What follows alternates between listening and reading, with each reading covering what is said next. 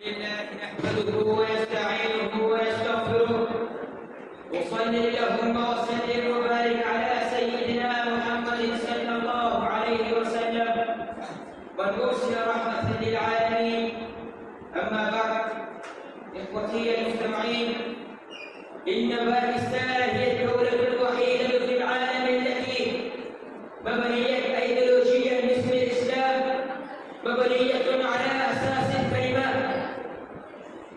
لقد أنعم الله علينا بنعمة الدولة الحرية وأعطانا دولة مستقلة منفصلة باسم باكستان، لكن العقود السبعة الماضية شهادة على أننا بدلا من تقدير هذه المسيرة باستمرار على طريق الحشود، وحتى الآن ومع بالغ الأسف لا عيب في القول أن قيادة حركة باكستان لم تكن جادة في رفع شعار ما مصر باكستان وراء استقلاله، وطبعا لا إله إلا الله، وفي إعلان تطبيق أحكام القرآن والسنة في باكستان بالأحرار.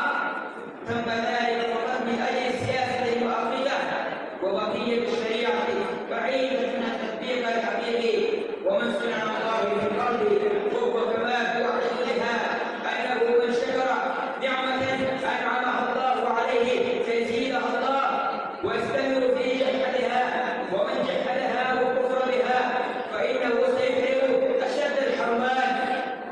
المأساة أيها الإخوة الفضلاء لأننا لا ندرك حتى هذه العقوبات التي حلت بهذه الدولة والشعب مع نتيجة إهمال نعمة الله تعالى،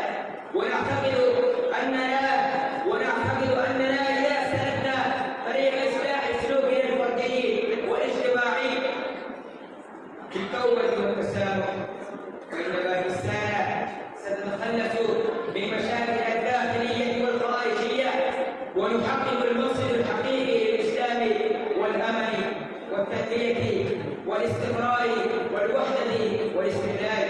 بالتأكيد سيحدث ذلك إن شاء الله، وحدد على ارتفاع هذا الوضع ونشر قيمة هذا العمل، والتأكيد على أنه أمر مقدس. أقول قولي هذا وآخر دعوانا